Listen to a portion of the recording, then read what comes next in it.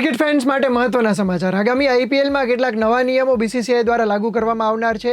એ નિયમોની આજના વિડીયોમાં વાત કરીશું. ગુજરાત સમાચારના ડિજિટલ પ્લેટફોર્મ્સ પર હું છું મયુર. આજે નવા નિયમો બીસીસીઆઈ લાગુ કરવા જઈ રહ્યું છે એ ક્રિકેટની રમત કરતાં વધારે પ્રેક્ટિસ અને ખેલાડીઓના ફેમિલીઝને લગતા છે. તો મિત્રો, આઈપીએલ 2026ને લગતા 7 નિયમોમાં પહેલો નિયમ બીસીસીઆઈ એ લાગુ કર્યો છે કે હવે પછી મેચના દિવસે કોઈ પણ ટીમ પ્રેક્ટિસ મેચ નહીં રમી શકે. બીજો નિયમ જે તમામ 10 ટીમોએ ફોલો કરવો પડશે એ છે 2 થી વધુ પ્રેક્ટિસ મેચ કોઈ ટીમ નહીં રમી શકે અને 3.5 કલાકથી વધારે લાંબી પ્રેક્ટિસ મેચ નહીં રમી શકે. આ પ્રેક્ટિસ મેચીસ રમવા માટે પણ ટીમોએ બીસીસીઆઈની મંજૂરી અગાઉથી લેવાની રહેશે. પ્રેક્ટિસને લગતો જે ત્રીજો નિયમ જે લાગુ થનાર છે એ એવો નિયમ છે કે જે પ્રેક્ટિસની નેટ્સ હોય છે એ બંને ટીમો એક્સચેન્જ નહીં કરી શકે, આપસમાં શેર નહીં કરી શકે. પછી ભલે પ્રેક્ટિસ નેટ્સ ખાલી હોય તો પણ દરેક ટીમને નવી પ્રેક્ટિસ નેટ્સ આપવામાં આવશે. હવે પછી એવો નિયમ લાગુ થશે કે જ્યારે હોમ પીચ ઉપર કોઈ પણ ટીમ પોતાની પહેલી મેચ રમે છે ત્યારે જે મુખ્ય પીચ હોય એના પર 4 દિવસ અગાઉથી પ્રેક્ટિસ કરવાની મંજૂરી નહીં મળે. 5મો જે રૂલ છે એ પ્રમાણે ટીમોને range, hitting, throw down, run-up અને ડ્રિલ્સ માટે અલગથી વિકેટ આપવામાં આવશે.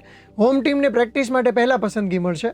જો ટીમો એકબીજાની પછી તરત જ પ્રેક્ટિસ કરે છે તો દરેક વખતે ટીમને નવી પીચ પૂરી પાડવામાં આવશે. 6થો નિયમ એ પરિવારોને લગતો છે. ખેલાડીઓના પરિવારજનો કે મિત્રોને ખેલાડીઓની સાથે પ્રવાસ કરવા માટે નહીં મળે. ખેલાડીઓએ પોતાની જે ટીમ બસ હોય એમાં જ પ્રવાસ કરવાનો રહેશે.